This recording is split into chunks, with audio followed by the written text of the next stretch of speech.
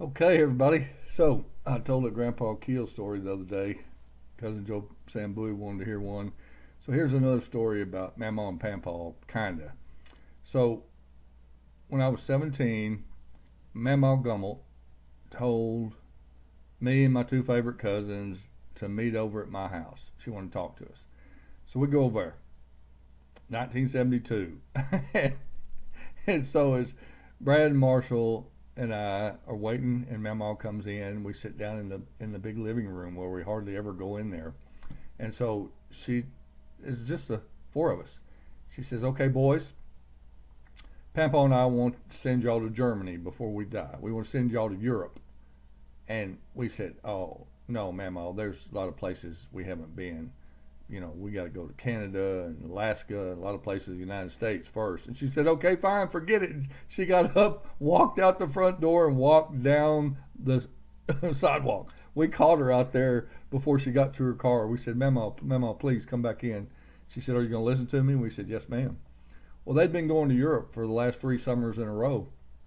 And so she said, "We're going to get a travel agent for y'all because Pampaw spends 2 hours when we get to a train station in a new city looking for a hotel room. It takes him 2 hours to find a hotel."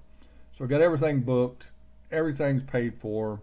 They gave each of us $700 in American Express travelers checks. That's a lot of money back in 1972.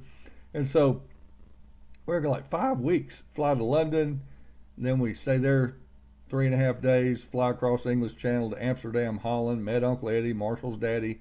I talked about that a little bit maybe before. Then from there, after 3 days in Amsterdam, we got on a U-Rail train and they bought us first class U-Rail tickets. We're 17 years old. And the conductors would come in those first class U-Rail cars and try to throw us out. I mean, we're wearing blue jeans and Kawasaki t-shirts, and they're like, "Oh, no, no, no." And we show them that red, white, and blue uh, 2 month first class ticket, and they're just like, "Oh," and they walk out and leave us alone.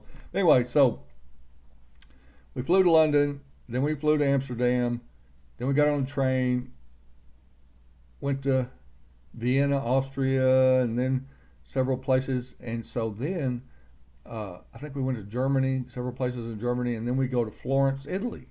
Oh my gosh, I bought a black leather coat in London, England, and then I was wearing my old black felt hat, and then I bought these black suede antelope pants in Florence, famous leather goods in Florence, Italy. But I told you all that to tell you this. So, the Beatles came to the United States when I was in the fourth or fifth grade. We all wanted to be like the Beatles. The girls loved the Beatles. And so, even at age 17, I still had dreams of becoming a famous rock and roll star, and having all this notoriety and be loved by all the women in the world because get up there and sing.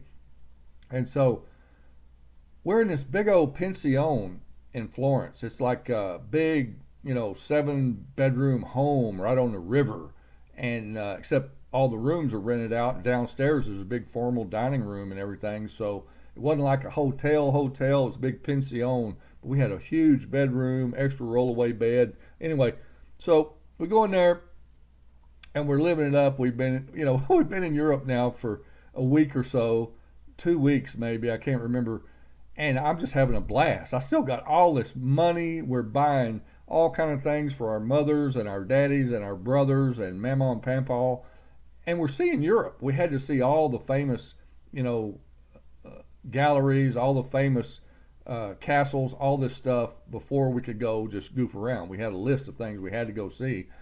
Uffizi Gallery, we had to go see the Louvre, all that before we could go just messing around on our own as 17-year-olds. So here we are. So I'm 17 years old. I'm in Florence, Italy. I'm having a blast, having the time of my life. My two favorite cousins. And so I go in the shower one day. We get a big old bathroom, big old tile shower with a big glass door. And I get in there, and it's the best acoustics I've ever heard in my entire life in the shower. I'm singing in the shower. I've never sounded so good in all my life, ever. And I'm just belting it out, singing, taking this shower. I'm 17. I'm in Europe. I got another 3 weeks to go, travel all over Europe, go to Nice. I'm just having a blast. And my cousin comes in. He says, "Kurt," I said, "What?" He says, man, I hate to tell you this, but manager called up here and asked if somebody was dying. The window was open in the bathroom. I said, what? And he said, yeah, the manager wanted to know if somebody was dying up here in our room. And I told him, no, that's my cousin singing in the shower, and he doesn't sing very often. And the manager said, well, you better shut him up this time, or we're going to put you out on the street right now. And so I was just shocked. That was the best I've ever sounded in my life. It just crushed my singing career. And I know now I can't carry a note in a bucket. But anyway, that was horrible news as a 17-year-old. Just totally trashed my singing career, with my band that was going to be just as good as the Beatles.